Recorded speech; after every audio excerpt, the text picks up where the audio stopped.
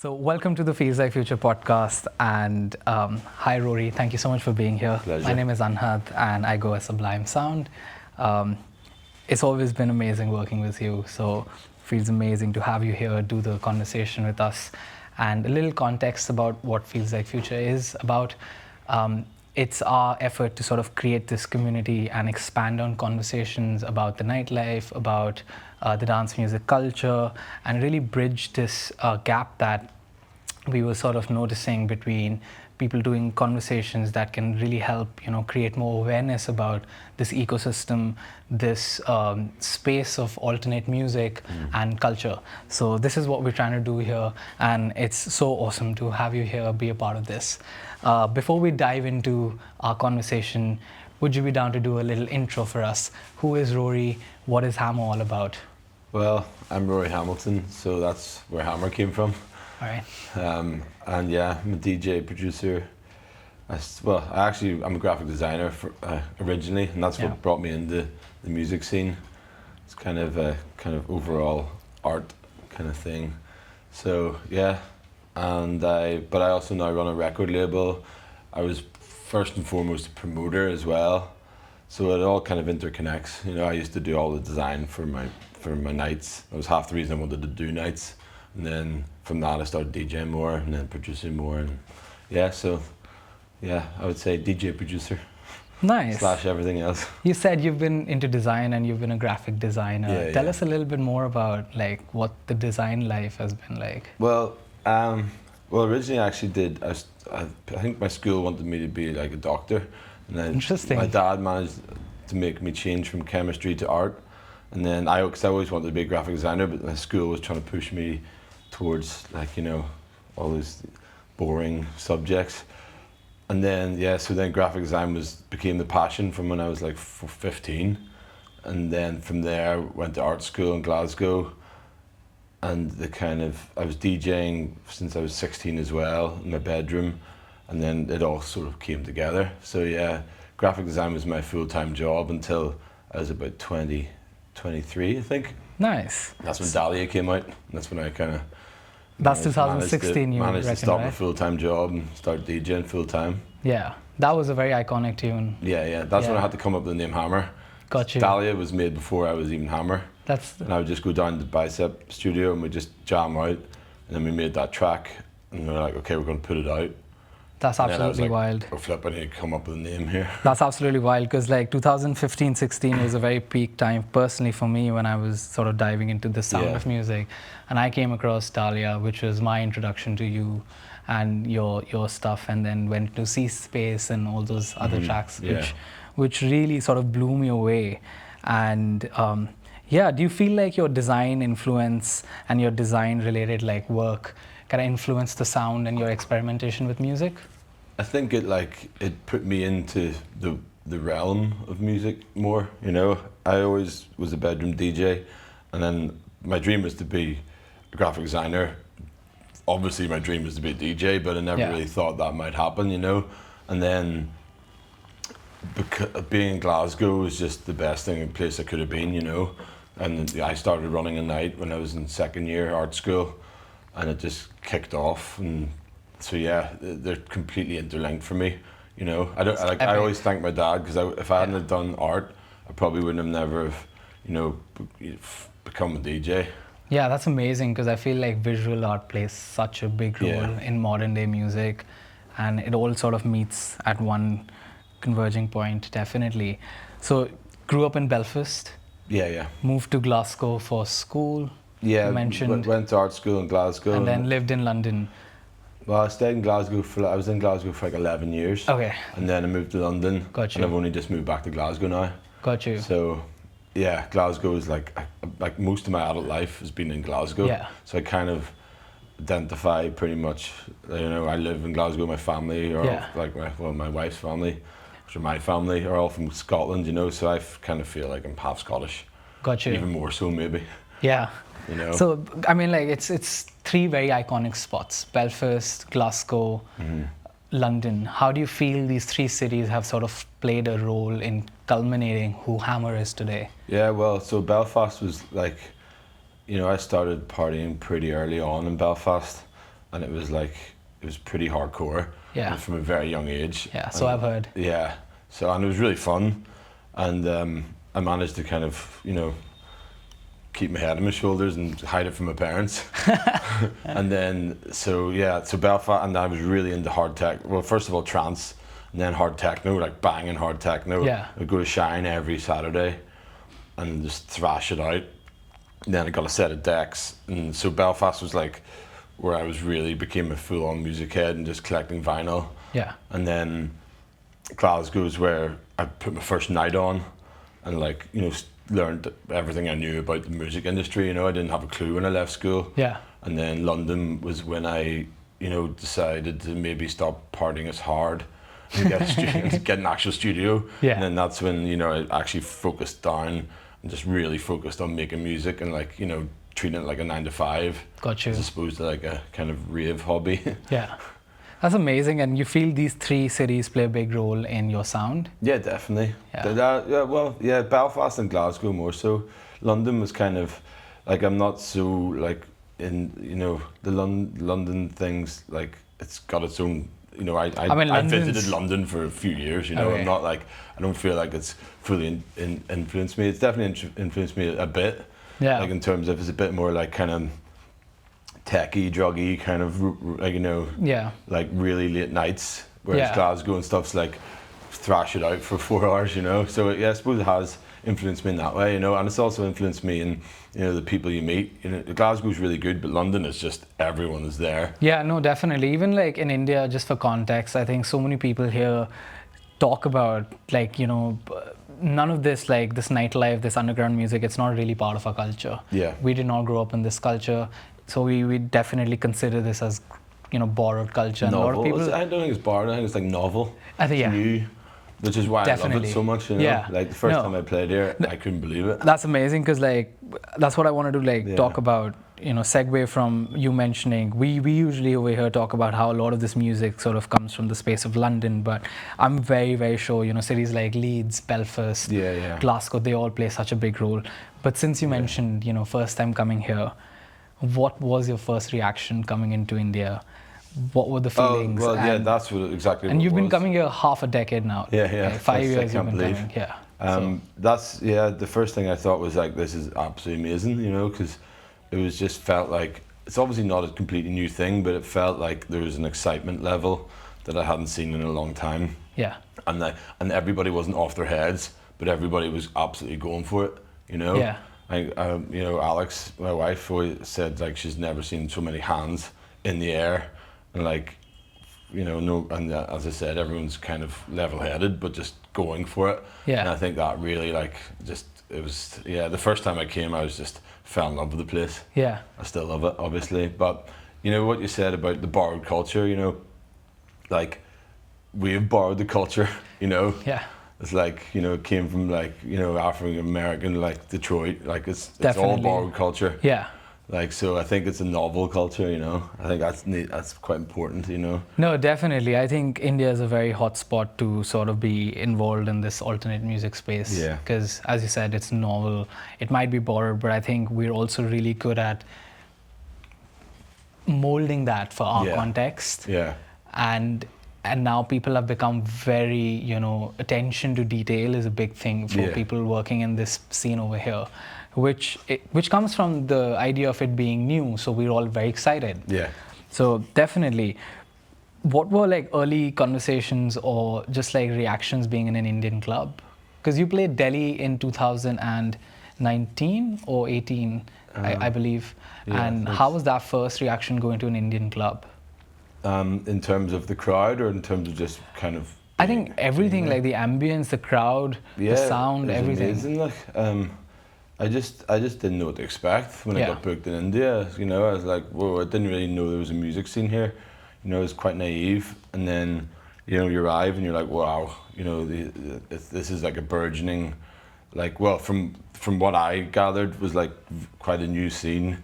I know there's a load of clubs that I haven't even been to, but it was there's a level of excitement here that I haven't seen, and then there's a level of engagement from the crowd that I hadn't really, it was kind of, there was an innocence to it, which I liked as well, but Yeah. also like a bit of craziness to it. Yeah, I like that. I like what you It was just a said. different experience to like, you know, and everybody was just ridiculously welcoming and nice, which is like, obviously everyone in Scotland's great, but there's a different level of kind of, I don't know. Hospitality. Yeah. You get people take the piss out of you a lot more back home, but then the welcomingness was just insane. Like, you know, like we just fell in love with the place. So, I'm that was really my- glad to hear. No, definitely. I think India is known for its hospitality and Yeah, sort of yeah. welcoming. And also just the level, like meeting you, meeting Sunil, meeting like loads of different people, and realizing how much like amazing music producers there were. That was pretty nice. And then Yeah. it kind of led to like all these nice relationships we've got. Nice, amazing. So obviously you travel a lot, and you now have been focusing a lot on building your label. And what have you noticed about communities across these different parts of the world, coming to India as well? And generally, do you feel community is important? And what's your idea of community and your Yeah. approach to building I it? think communities, yeah, of course, is important. I think, you know, my interpretation of it is just supporting other people. Like, you know, like the reason I've kind of got a career that I'm kind of still building, but it's from like, you know, support and like, you know, being collaborative, and it's like everything I learnt is from being in the studio with my pals and like doing collaborations. And so my idea of community is just, you know, making that better and like sharing that, you know, and building up friendships really. Yeah. So yeah, I think, yeah, there's obviously a pretty strong community in India. Like every city I've been to, every single promoter knows everyone else. And obviously in UK it's very similar, but India is massive, you know. Yeah. And it's like we're talking bigger distances, but yeah, so but it seems pretty tight knit in terms of like who knows who, and like, and everybody seems to get along pretty well. So yeah, I think that's my kind of idea of community. Yeah, and lately you've been building on your label and sort of focusing on, is it expanding on that idea of you want to build a community of your own? Do you want to expand a little on what Rama is up to? Yeah, well, the Rama kind of concept was, just new artists, and basically, you know, I kind of based the Rama concept on the Feel My Bicep label, because there's a lot of labels out there, but a lot of people are just churning out music, and they're not, you know, and a lot of new producers are hoping for like gigs when they release a track, and it's not that simple. Yeah. And then, so my kind of philosophy with Rama was like really try to do as much as you physically can for the artists, and try to find new artists, and try to, like, you know, nurture their music and give as much feedback, you know, Yeah. not just be like, oh, that's a good one. I like to give a lot of feedback, and, you know, it can be taken or left, but that's my idea, you know, just help as much as you can, try to give them some gigs. Yeah. You know, because I run a few parties. You obviously can't give everybody gigs, and they're small parties, but, you know, I just want to be able to do that. It's not just like, oh, release a track and then we'll maybe see you in a year for another track or something, you know. So yeah, that's the philosophy, which I suppose is a small, well, we like to say it's a family, like, in terms of just, and everyone, the reason I do like carrying on with it, because it is kind of like a labour of love, is because people want to be involved in it, and that makes me that gives me satisfaction, you know. Yeah, no, definitely. I think you're on a really solid quest to build your own niche community, and I see a lot of like future in expanding on this idea more and more, because I feel like there's this whole business techno side of things. Yeah. And you know, the bigger promoters, they're running the scene in their own way, but I feel like what's really driving and fueling the culture aspect of it all is the niche communities, Yeah. who are very focused on both preserving and expanding. Have there been any niche community encounters you've had for yourself, you know, traveling the world, being a DJ, which sort of stuck with you? Well, the thing is, apart from, like, most of the clubs and stuff I play are quite like, are smaller clubs, and out there the Yeah. ones I prefer to play. Obviously, love playing the big ones too, but. So I think everywhere I go, you see that, you know, that everywhere there's small like things going on, and that's, you know, it's like grassroots stuff, but it's also like what it's all about, really, you know. So I couldn't really give you one like example, But I think like even like you like what you're doing, it's just like it's great. So you know, I think it's just a general like you do see it, but obviously it's harder because you know festivals and stuff are huge now, and they're kind of you know it's big money stuff. Yeah. But you know, I can't really comment on that like, it's because obviously it's good and bad. You know. Yeah. You know, obviously clubs get affected, and they have been. And it's totally different like it's a totally different sphere now. But at the same time, there's still amazing clubs going on. Yeah. And as you say, there is maybe a bit of a resurgence in that, like, and then also like the small boutique festivals, they're doing amazing, you know, and they're way more headsy. People go because they love stuff, you know, and not just because like they know the name. Yeah. It's like an actual passion. You know, like Houghton Festival, like you go there and it's like everyone knows the score, you know. Yeah. Which is really refreshing. Yeah, I like what you mentioned, like doing something for the love of it, as opposed to just following because a festival is looking bougie or it's trendy. How do you feel like the dance music culture, what's the evolution you've observed in the last, say, decade, and both good things, bad things? I think it's well, my generalized view was, you know, when I started going out, I'd go out to a club and I'd go there every week, no matter who was playing. And it's like based on promoters or based on the club. So you just trust that promoter, trust the club. And I think that happens more in Europe still. And that means they can book, you know, just DJs that they like, not DJs because they made a cool track, DJs because they know they're a good DJ. And then people go to those clubs, you know, week in, week out, so the promoters can take a risk. Whereas now it's like, you know, it's big DJs who like pull in all the tickets, you know. Yeah. It's just like understandable. Yeah. But it's just a changing, you know, trend, an evolution. But you know, there's winners and losers. Yeah. So definitely the bigger acts like trying to sell tickets, and at that point, like a lot of the true meaning of art, like the art per se, not, but like say the idea of DJing. How do you feel the idea of DJing has evolved with this change of, you know, dance culture? I don't know, I'm too old to even like, you know, I think I don't want to like comment on like younger DJs, you know, like I mean, everyone's doing I think the idea is to just like share what you're observing. You know, it can't be wrong or there's no wrong or right, just an observation. Like, I don't know, younger being brutal is fine. Yeah, no, I just think, well, I think if you're a successful DJ, that's great. Yeah. You know, you can't comment on how you become a successful DJ. Yeah. Because it gets a bit spiteful and like fair play, but you know, I wouldn't agree with a lot of the stuff, but at the same time, I also think fair play, you know? Yeah. So, yeah, I don't really know how to answer that one. Because it kind of, That's fine. I mean, any other like pertinent evolutions you've noticed in the dance music scene where earlier it was a lot more focused on, say, releasing music, and now it's a lot more about, say, posting on Instagram?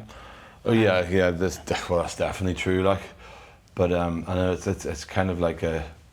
What were early days like? So say like if you had to get a gig back in the day, what were the essentials? Well, I was kind of I'm in the in-between section, so I like there was no digital DJing when I started DJing, and it was like all vinyl, which I'm so glad about because I just learned on vinyl. That was that. And you just bought tracks that you could afford, and now it's and also, but I was just after the stage where it was like, you know, I was too young to know how to promote as DJs. I just read magazines and it was radio shows and mixes, and then I just followed people like that, and you know, loved people from that. So I think it was like actual physical advertisements and flyers and all, and who the big clubs were booking. You just trusted them, but now it's like, you know, you can make yourself popular just from like Instagram and stuff, which like is fair enough, but Instagram kind of terrifies me in that sense, because like I don't really feel that comfortable with it. Like I don't mind it, like, but I don't like the way it's kind of like that is the kind of overarching platform. It's probably not even, I don't know, it's probably TikTok, which I don't even have. So yeah, it's a little bit scary that how it's evolved, but that's just how it's this digital era, I suppose. Yeah, it's a really interesting one because like it is evident like you're somewhere right in the middle where a lot of it did not exist when you were, you know, in your early 20s and like mid 20s. Yeah, like computers didn't exist when I was, like, it's quite a nice little, I think it's quite a nice age bracket, because it was like, I knew before pre-computer, like, then when the computers arrived, now it's just like completely normal, which is quite mad, you know. Like, I think, you know, if 10 years younger than me wouldn't have experienced those 3 progressions, like, which I'm kind of glad about. It's amazing though, because I feel like, is there anything you miss from back in that era that you'd like to bring back? Like no phones. Yeah. You know? No phones in a club. Even I'm addicted to like my phone, you know. No, but no phones in a club. Is that what you're saying? Yeah. Well, what's the idea behind that? The idea behind that is like, because you're not supposed to use your phone in a club, full stop. Yeah. No, but like, and it just wrecks the vibe. Like, you're not, and you know, it's supposed to be like sacred. So yeah, that is just that's a. It's like a form of distraction. Is that why? Yeah. I just don't think, but at the same time, you need to be filming your odd set to get like promo and stuff. Yeah. So it's like, So many like these clubs you play at, they just have policies where you can't really film, right? Like a lot of European ones, yeah, and then some good ones in like, and then like in UK and stuff, and then some clubs you go to and it's just like, if it's a bit of an older crowd, it's just a given. It's not like, if you're doing a wee video, do it sneakily, like, 'cause it's obviously still allowed. But there's like a certain degree of respect. Yeah. Do you feel like there's a big difference? Some people just don't understand. Like, some people stand in front of you with the light on in your face. I know. It's kind of just the lack of understanding, I suppose. Yeah. No, I've had personal experiences where I'll be playing and I'm mixing something and somebody will put their phone right above the mixer trying to film. And it's a bit confusing to me because that's not even a good video. Yeah. You know, like, I don't know what the purpose is, but do you feel the energy on the floor is a lot different when phones are in the pockets and not out? Yeah, and I think the energy on the floor, it's not so much the phones. For me, it's big stages. Like in Antisocial, the last time I played last year, I asked them to put because they've got a stage, and I said to them, can you put the decks on the floor? And they kind of were like, okay. And then everyone was like absolutely buzzing about it. Like, said the vibe was amazing. I think they do it quite a lot now. Yeah. It's like, you're just like, for me, DJing's not, you're not supposed to be on a stage. You're not a band. Like, you're supposed to be eye level, you know. So I'd actually rather that than phones. Yeah. You know, as long as you got your torch off. Yeah. But I think being at eye level with people is the most important thing. You know, I don't think it's like what DJing is about. It's not what DJing is about. You know, it's like, you know, worshipping this person, you know. It's supposed to be like you're in there with each other. Yeah. So yeah, I put that first and foremost, actually. That's amazing. So you travel a lot, you know, you go to different countries a lot. What have been some of the cultural differences you've noticed? Because all of us are doing the same thing. Yeah. There's a bigger context that, okay, yeah, this is an underground music party, but what are some of the differences you've noticed through all the travel you've done? And how do you feel like these different cultures influence the dance music you play in that city? I think the good thing is actually it's different cultures, but it's similar music culture. So like anywhere you go, you become friends with the people who are there, and like there's no difference, which is beautiful because you make friends everywhere you go. Yeah. You know, it's kind of like the ultimate dating site for friends. Yeah. You know, you go and meet people and you get on with them and have a good time, and you go for dinner with them and then you party with them. It's beautiful, like. And then, but I suppose the difference would be like musical tastes, you know. In some places they just want like rolling, non-stop, you know, grooves, you know. In other places they want like more like, you know, big breakdowns and stuff. Yeah. But you have to just work that out quickly. Yeah. And then go from there. That's actually a really interesting point you've raised, because I want to know if you had to explain where you curate music for a place, but then could you explain how you do that curation in a very non-musical way, explaining it to a layman? Well, I actually explained it to my friend yesterday in Bombay, but I was telling him about how I organise music. So I would just, like, if I was going to a gig and I didn't know what the vibe's going to be like, I would have like, make like maybe 8 playlists, 5 of them would be different kind of vibe genres, and then I'd maybe make, you know, start and end, like 2 different ones of just generalized stuff, and then I would just go into the club and just wing it. Yeah. I never plan anything. I sometimes plan like a first track just to like ease me in, and then yeah, so I'd always just wing it and see like what the vibe is. I think the best thing is like there has been a bit of a culture shift in terms of like promoters and stuff. A lot of times, like when I ran parties in Glasgow and Sub Club and stuff, we'd like always go meet them at the airport, take them to the hotel, take them out for dinner. Like we would be like, we were quite young, like, and so, and then we'd go for dinner with them and spend like just beck and call kind of stuff. And I think that does exist a lot, and when it does happen, you play a way better set because you get a feel and vibe of like who you're working with and what the vibe of the city is. And a lot of times, sometimes you just get picked up in an Uber and go straight to the hotel and then like have a lie down, go to the club, unaware. And then for me that doesn't feel like the holistic process of DJing. Like, you know, I much prefer going out for dinner and like, you know, or just walking about the city with someone and getting a feel for it. Like, it makes it so much easier and so much more enjoyable.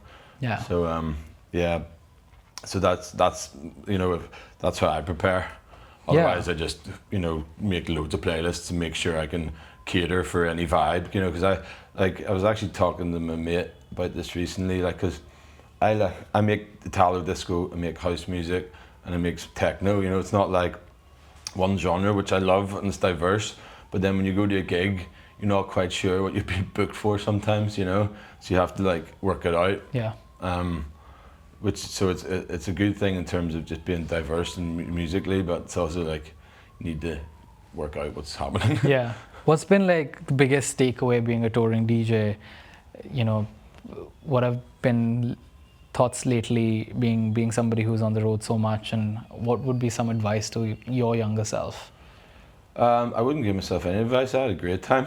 Yeah. I think like don't rattle it too hard and look after yourself. Yeah. But at the same time, it was when I was younger, touring at the start, it was just so fun, you know. Now I'm a bit older, I've got a child, I try to like behave myself a bit more. My rule is don't go to after parties. Yeah, no, definitely. Sometimes don't do so well at, but I think just try to enjoy it and like be yourself and make the most out of it, like, because it's one of the best things you can do, really.